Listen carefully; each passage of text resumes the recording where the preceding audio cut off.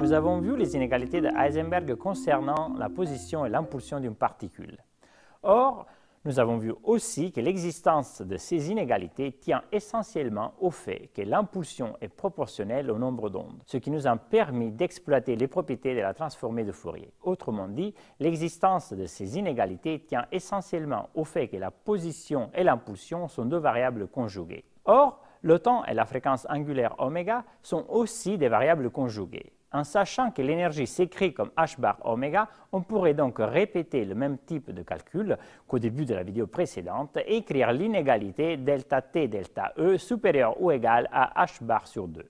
Par contre, l'interprétation de cette inégalité est complètement différente de celle concernant la position et l'impulsion d'une particule. En effet, dans l'inégalité delta x delta px supérieure ou égale à h bar sur 2, à la fois delta x et delta px sont les écarts quadratiques moyens de deux observables.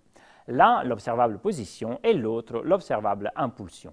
Par contre, l'inégalité delta t delta E supérieure ou égale à h bar sur 2 fait intervenir deux quantités fondamentalement différentes.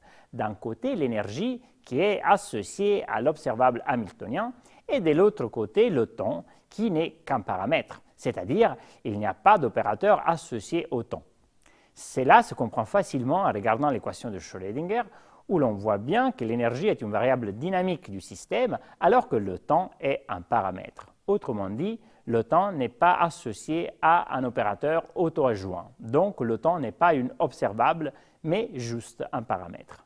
Ces remarques ont été la cause d'intenses débats entre les scientifiques en 1930, et on trouve dans la littérature plusieurs clés de lecture de l'inégalité delta t delta E supérieure ou égale à h bar sur 2. L'interprétation la plus répandue parmi les scientifiques consiste à interpréter delta E comme l'incertitude de la valeur de l'énergie, en accord avec ce que nous avons vu jusqu'à là, et d'interpréter delta t comme l'intervalle de temps caractéristique pour l'évolution du système. Nous allons maintenant démontrer que cette interprétation résulte formellement du cadre théorique que nous avons développé. Considérons un système dont le hamiltonien ne dépend pas explicitement du temps et considérons aussi une observable A qui ne dépend pas explicitement du temps non plus. Indiquons par le quête psi l'état du système à un instant de temps t. Comme à la fois A et H sont deux observables, nous pouvons utiliser la forme générale des inégalités de Heisenberg qui s'écrit donc ainsi, où delta A est l'écart quadratique moyen de l'observable A et delta E est l'écart quadratique moyen de l'observable hamiltonien. Calculons maintenant la valeur moyenne du commutateur entre A et H. Or, à partir du théorème d'Ehrenfest, nous pouvons écrire cette égalité que nous pouvons reformuler ainsi de façon plus concise. À partir de cette égalité, nous pouvons écrire la valeur moyenne du commutateur de A et H. En réinjectant cette expression dans l'inégalité de départ, nous pouvons la réécrire ainsi, ce qui implique cette inégalité. Ici, nous remarquons que ce terme a les dimensions d'un temps, que nous appellerons tau. En effet, c'est le temps au bout duquel la valeur moyenne de l'observable A se déplace d'une quantité égale à son écart quadratique moyen delta A. Donc, nous pouvons interpréter tau comme le temps caractéristique d'évolution de la distribution statistique de l'observable A. Autrement dit, c'est une façon de définir le temps caractéristique d'évolution temporelle de toute variable dynamique du système.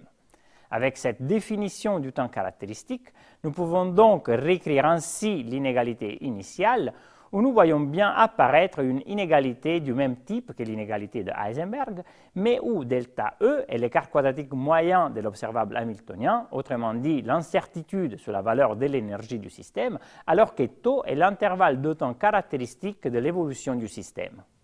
Afin de mieux comprendre la signification de cette relation, prenons le cas d'un système isolé. Nous avons déjà vu que, dans ce cas, les fonctions propres du hamiltonien sont des états stationnaires.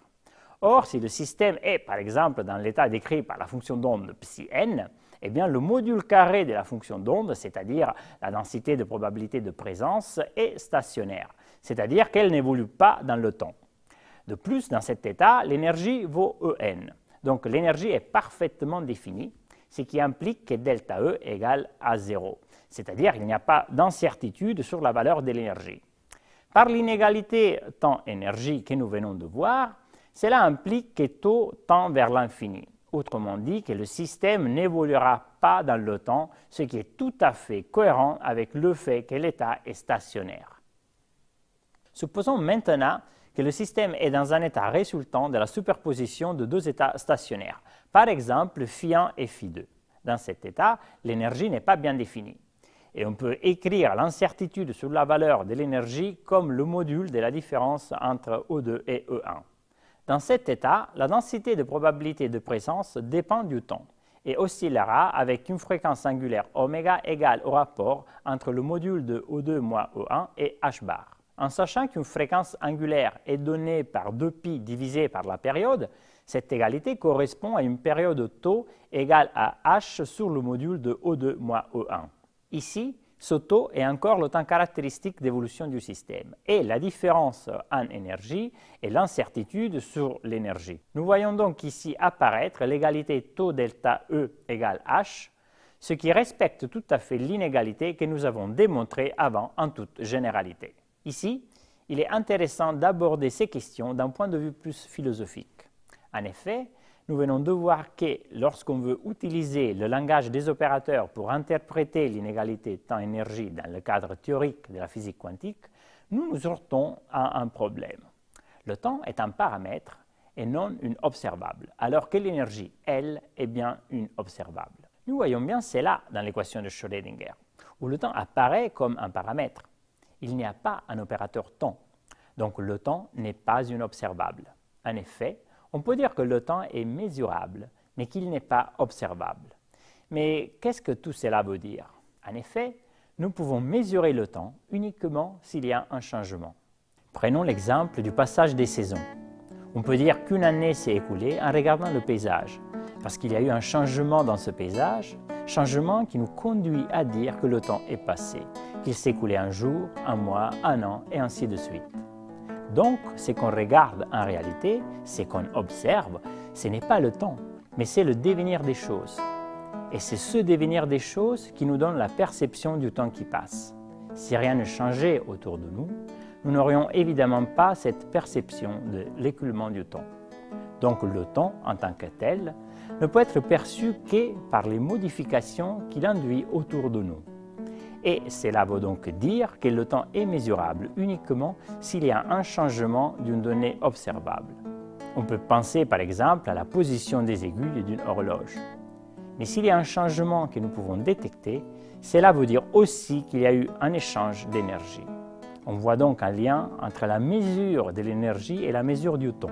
En effet, on peut également regarder les relations d'incertitude temps-énergie sous un autre angle. La précision delta E avec laquelle nous pouvons mesurer l'énergie d'un système est liée à l'intervalle de temps tau nécessaire pour effectuer cette mesure par la même relation d'incertitude temps-énergie.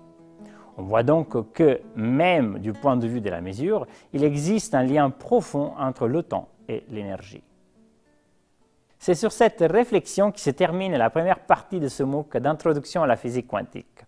Et je vous remercie de nous avoir suivis jusqu'au bout. Dans la deuxième partie, nous allons utiliser les concepts acquis dans cette première partie pour aborder la description des atomes. Je vous remercie de nous avoir suivis et je vous donne rendez-vous pour la deuxième partie du MOOC afin de découvrir ensemble le fascinant monde des atomes. Merci et au revoir.